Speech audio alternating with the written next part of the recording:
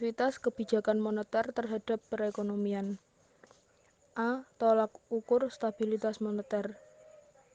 Di sini, setiap kebijakan yang dilakukan oleh pemerintah harus memiliki target dan ukuran keberhasilan. Tolak ukur stabilitas moneter yang pertama, laju inflasi.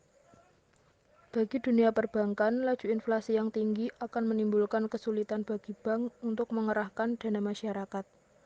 Karena dengan inflasi yang tinggi tersebut, tingkat bunga real akan menurun, sehingga mengurangi keinginan masyarakat untuk menyimpan kekayaannya dalam bentuk perbankan.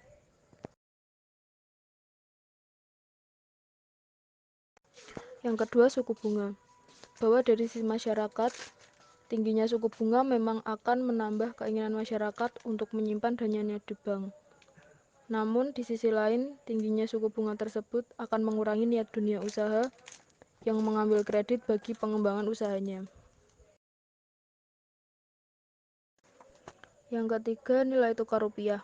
Di sini nilai tukar rupiah yang stabil akan lebih memberi iklim kepastian bagi semua pelaku usaha, termasuk sektor perbankan, dunia usaha, dan masyarakat.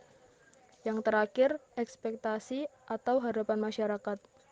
Meskipun lebih sulit untuk diukur, namun ekspektasi masyarakat mulai mendapat perhatian besar dalam rangka pelaksanaan kebijakan moneter di Indonesia.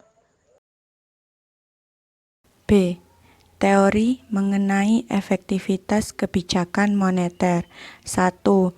Teori natural rate hypothesis, yaitu percaya bahwa kebijakan hanya akan efektif dan memberi dampak dalam jangka pendek saja, namun tidak akan efektif untuk jangka panjang. 2. Teori rational expectation hypothesis, yaitu percaya bahwa baik dalam jangka pendek maupun dalam jangka panjang, kebijakan moneter tidak akan efektif. Efektivitas kebijakan fiskal terhadap perekonomian. A. Stimulus fiskal adalah menjamin efektivitas kebijakan, termasuk dalam hal ini kalkulasi akan kelompok mana yang mendapat keuntungan dan kerugian atau benefit and cost. Dalam situasi krisis, stimulus fiskal harusnya dapat memperkecil ketimpangan dan kesenjangan pendapatan. B. Pengangguran. Pertama, turunnya pertumbuhan ekonomi menandakan adanya penurunan kapasitas produksi nasional, dan hal ini pasti akan menambah angka pengangguran. Yang kedua, tingginya angka pemutusan hubungan kerja akan memaksa intensitas pencarian pekerjaan semakin besar, termasuk dalam hal ini pengangguran yang berada di kelompok pengangguran sukarela.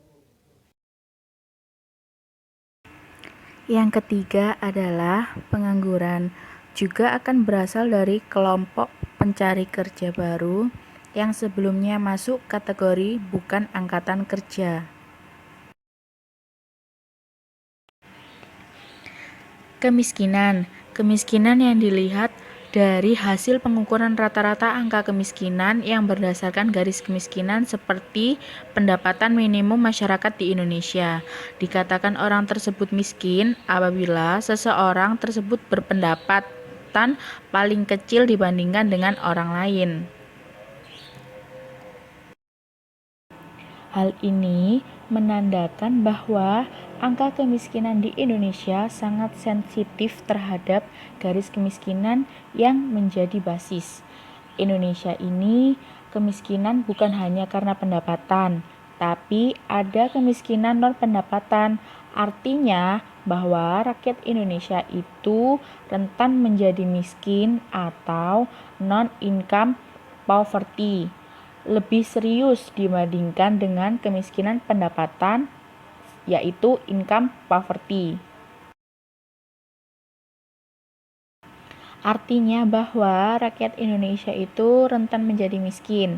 Maksudnya gini, sebenarnya orang tersebut mampu, namun beberapa masyarakat sering mengajukan surat keterangan miskin dan lain sebagainya.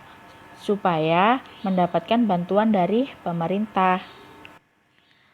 Pemerintah untuk mengatasi masalah yang rentan menjadi miskin tersebut dengan membangun infrastruktur seperti pendidikan, sehingga masyarakat banyak yang menempuh pendidikan tinggi, maka tingkat kemiskinan dan kesadaran masyarakat semakin membaik.